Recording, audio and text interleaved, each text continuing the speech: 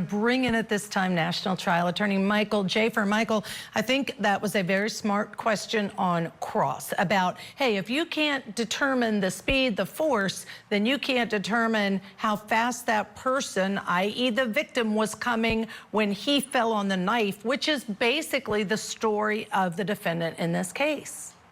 Yeah, absolutely. Look, stab wounds are different than gun wounds, right? Gun wounds, you don't have this line of questioning. With stab wounds, obviously you have to go through the physics and the mechanics of a knife or a stab.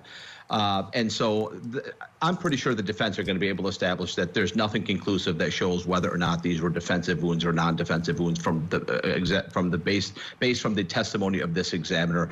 And I don't think it's going to be possible when you have a stab wound to the heart, because at the end of the day, that passed through ribs, that passed through a lot. And so they're going to be able to come in and say, look, there's no way you can penetrate a rib cage by just simply walking up to somebody and just surprising them. There has to be some sort of an attack.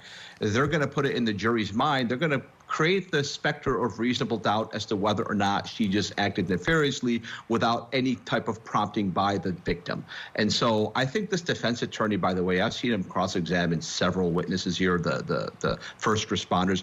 He does an excellent job. He's very efficient. So I'm very confident that when they come back from the lunch and he continues his cross-examination, I think he's going to leave that jury with a puddle of reasonable doubt in their mind.